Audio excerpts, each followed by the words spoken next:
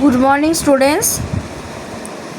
নবম শ্রেণীর বাংলা দ্বিতীয় ভাষায় যে সিলেবাসের যে পাঠ্য বইয়ে তোমাদের দেখবে ইলিশ কবিতা আছে দ্বিতীয় ভাষা বাংলায়, সাহিত্য সঞ্চয়ন। প্রশ্নোত্তর পর্বের প্রথম পর্ব আজকে আলোচনা করব কবি বুদ্ধদেব বসু। 16টা গুরুত্বপূর্ণ প্রশ্ন ও উত্তর আছে। দেখো, বুদ্ধদেব বসুর ছবি দিয়েছি আমি এখানে, বুদ্ধদেব বসু।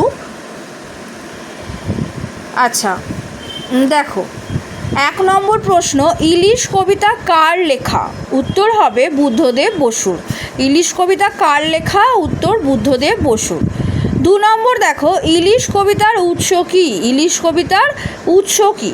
উত্তর হবে দময়ন্তী কাব্যগ্রন্থ। দময়ন্তী কাব্যগ্রন্থ। 3 নম্বর দেখো, বুদ্ধদেব বসু কোন যুগের কবি ছিলেন? বুদ্ধদেব বসু কোন যুগের কবি ছিলেন? উত্তর হবে কল্লোল যুগের কবি ছিলেন। কল্লোল যুগের কবি ছিলেন। 4 নম্বর, ইলিশ কবিতার কটি স্তবক? ইলিশ কবিতার কটি স্তবক? উত্তর হবে 3টি স্তবক। 3টি স্তবক। 5, ইলিশ কবিতার কটি চরণ? ইলিশ কবিতার কটি চরণ? উত্তর হবে 14টি চরণ। 14টি চরণ।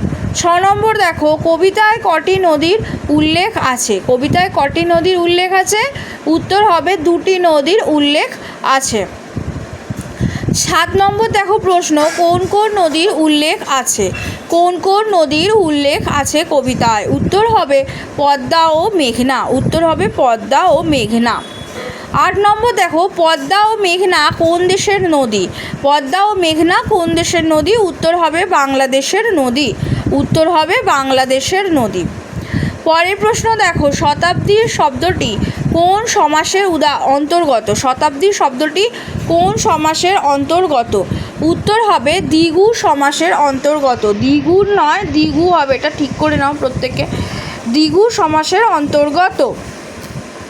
আচ্ছা, এটা হবে শত অব্দের সমাহার। শত অব্দের সমাহার। 10 নম্বর প্রশ্ন দেখো, রাশি রাশি কিসের উদাহরণ? রাশি রাশি কিসের শব্দ কিসের উদাহরণ? উত্তর হবে শব্দ দ্বৈতের উদাহরণ। শব্দ দ্বৈতের উদাহরণ। 11 নম্বর প্রশ্ন দেখো, কবিতায় কোন মাসের উল্লেখ আছে? কবিতায় কোন মাসের উল্লেখ আছে? উত্তর হবে আষাঢ় মাসের উল্লেখ আছে। 12 নম্বর দেখো, নারকেল শাড়ি কোথায় দেখা যাচ্ছে? কবিতায় উল্লিখিত নারকেল শাড়ি কোথায় দেখা যাচ্ছে? নারকেল শাড়ি দেখা যাচ্ছে মেঘনার তীরে তীরে। চলে যাচ্ছে দেখো পরের প্রশ্নে, কবিতায় উল্লিখিত মেঘনার রূপ কেমন? কবিতায় উল্লিখিত মেঘনার রূপ কেমন? মেঘনা যে নদী, বাংলাদেশের এক বিখ্যাত নদী মেঘনা, পদ্মা আর মেঘনা এই দুটো নদীর উল্লেখ কিন্তু এই কবিতায় আছে, আগেই বললাম। উত্তর হবে মেঘবর্ণ। মেঘনার রূপ হলো মেঘবর্ণ। 14 নম্বর দেখো, ধুমল শব্দের অর্থ কী? ধুমল শব্দ, এখানে রেড কালি পড়েছে, এটা কিন্তু ধয়ের দীর্ঘও আছে। হ্যাঁ, ধুমল শব্দের অর্থ কী? উত্তর হবে ধোঁয়ার ন্যায় বর্ণ। উত্তর হবে ধোঁয়ার ন্যায় বর্ণ। আচ্ছা, তারপর দেখো 15 নম্বর প্রশ্ন, শতাব্দীর রাজবাড়ি কোথায়? শতাব্দীর রাজবাড়ি কোথায়? উত্তর হবে পদ্মা প্রান্তে। উত্তর হবে পদ্মা প্রান্তে। পরের প্রশ্ন দেখো 16 নম্বর, কিসের প্রত্যাশায় দৃশ্যপট আছে? কিসের প্রত্যাশায় দৃশ্যপট সম অচঞ্চল ছিল? কিসের প্রত্যাশায় ছিল দৃশ্যপট সম অচঞ্চল? উত্তর হবে বিলুপ্তির প্রত্যাশায়। উত্তর হবে বিলুপ্তির প্রত্যাশায়। এই গেল বুদ্ধদেব বসুর ওপর কবিতা ইলিশ, বুদ্ধদেব বসুর লেখা কবিতা ইলিশ থেকে 16টা গুরুত্বপূর্ণ প্রশ্ন ও উত্তরের আলোচনা। টোটাল 16টা প্রশ্ন আমি এখানে রেখেছিলাম। আর তোমরা প্রত্যেকে একটা কথা বলি, এখানে বুদ্ধদেব বসুকে অনেকেই তোমরা চেনো, তাও আমি একটা বুদ্ধদেব বসুর ছবি আমি এখানে রেখেছি। এই যে বুদ্ধদেব বসু, দেখো এই হলেন বুদ্ধদেব বসু। ঠিক আছে? আচ্ছা, আশা করি চিনতে পারবে প্রত্যেকে। চেনানোর জন্যই এই ছবিটা রাখা।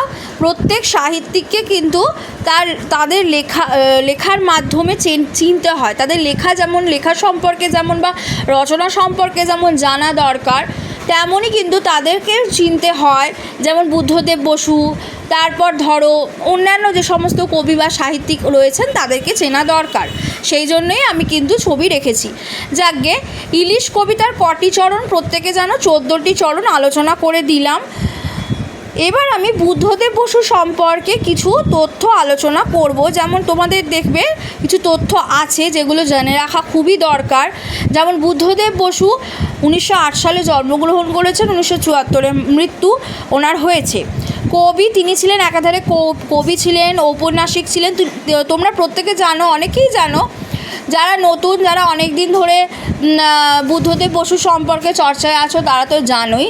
এবং আমি মনে করি যে বাংলা সাহিত্যের প্রত্যেকেই প্রায় জানো যে উনি ছিলেন কল্লোল যুগের একজন সাহিত্যিক, তাই তো? সেই কারণে উনি একাকারে সাহিত্যিক বলছি যখন, সাহিত্যিক শুধুমাত্র আমি কবিকে সাহিত্যিক বলতে পারি না, শুধুমাত্র আমি ঔপন্যাসিককে সাহিত্যিক বলতে পারি না, শুধুমাত্র একজন গল্পকারকে সাহিত্যিক বলতে পারি না, একাধারে সব কিছুকে নিয়ে একত্রিত করে যিনি, তিনি সাহিত্যিক, তাই তো? কবি, ঔপন্যাসিক, ছোট গল্পকার, নাট্যকার, তারপর প্রাবন্ধিক, শিশু সাহিত্যিক ছিলেন এবং সমালোচক ছিলেন, তাই তো? আচ্ছা, তাহলে উনি হলেন একজন, কে ছিলেন? এই এতগুলো কবি ছিলেন, ঔপন্যাসিক ছিলেন, ছোট গল্পকার ছিলেন, নাট্যকার ছিলেন। আমরা নাট্যকার বুদ্ধদেব বসুও বলতে পারি, তাই তো? ওনার নাটক আছে। আচ্ছা, ছোট গল্পকার, উনি অনেক ছোট গল্প লিখেছেন, উপন্যাসও লিখেছেন। এছাড়া উনি কিন্তু একজন একাধারে কবি ছিলেন, তাই তো? যাই হোক, শিশু সাহিত্য, শিশুদের জন্য তিনি রচনা করেছেন এবং সমালোচক। আমরা একটা একটা করে ইন্ডিভিজুয়ালিও বলতে পারি, কবি বুদ্ধদেব বসু বা ঔপন্যাসিক বুদ্ধদেব বসু বলতে পারি। আচ্ছা দেখো, সাহিত্যের সমস্ত শাখাতেই তার প্রতিভার স্বাক্ষর মেলে। সাহিত্যের প্রত্যেকটা শাখায় তার প্রতিভার স্বাক্ষর আমরা পাই। বুদ্ধদেব রচিত কাব্যগ্রন্থগুলির মধ্যে তোমরা প্রত্যেকেই জানো বন্দির বন্দনা, ঠিক আছে? এই বন্দির বন্দনা, এছাড়া হচ্ছে তোমার কঙ্কাবতী, বন্দির বন্দনা, এছাড়া হলো কঙ্কাবতী, এছাড়া হলো দ্রৌপদীর শাড়ি। বন্দির বন্দনা 1925 সালে প্রকাশিত হয়েছিল, তাই তো? 1925-এ প্রকাশিত হয়েছিল। কঙ্কাবতী আছে, দ্রৌপদীর শাড়ি, যে আধার আলোর অধিক, এছাড়া দেখো শীতের প্রার্থনা, বসন্তের উত্তর, এগুলো সবই কিন্তু বুদ্ধদেব বসুর কাব্যগ্রন্থ, রচিত কাব্যগ্রন্থ। তিনি কবিতা পত্রিকার সম্পাদনা করেছিলেন, তিনি কবিতা পত্রিকার সম্পাদক ছিলেন এবং তিনি সম্পাদক যেমন ছিলেন, তাছাড়া ওই কবিতায় তিনি কবিতা পত্রিকাতে লিখতেনও। শিশুদের জন্য তিনি কী লিখেছেন দেখো, কান্তি কুমারের পঞ্চকাণ্ড, ঘুমপাড়ানি, এলোমেলো প্রভৃতি রচনা। রবীন্দ্রনাথের পরে এমন বহুমুখী প্রতিভা বাংলা সাহিত্যে কিন্তু বিরল। রবীন্দ্রনাথের পরে, রবীন্দ্রনাথকে নিয়ে তো অনেক সমালোচনা উনি করেছিলেন, কিন্তু রবীন্দ্রনাথকে সমালোচনার পরেও কিন্তু উনি রবীন্দ্রনাথের কাছে ক্ষমা প্রার্থনা, মানে ক্ষমা চেয়েছিলেন আর কি। তো যাই হোক, সমালোচিত বহু সমালোচনার পরে কিন্তু রবীন্দ্রনাথ ঠাকুর জবাবও দিয়েছিলেন এবং সেই জবাব উনি ওনার এক উপন্যাস, যেই উপন্যাস প্রত্যেকের পরিচিত, সেটা হলো শেষের কবিতা, সেই শেষের কবিতা দিয়েই তিনি কিন্তু উত্তর দিয়েছিলেন। যাই হোক, বুদ্ধদেব বসু তারপর কিন্তু নতি স্বীকার করেছিলেন রবীন্দ্রনাথের কাছে। তো রবীন্দ্রনাথের পরে এমন বহুমুখী প্রতিভা বাংলা সাহিত্যে বিরল ছিল। এই যে ওনার কাব্যগ্রন্থ দ্রৌপদীর শাড়ি বা বন্দির বন্দনা, এই যে কাব্যগ্রন্থগুলো ভালো করে মনে রাখবে এবং কে লিখেছেন যদি প্রশ্ন আসে, আশা করি তোমরা পারবে।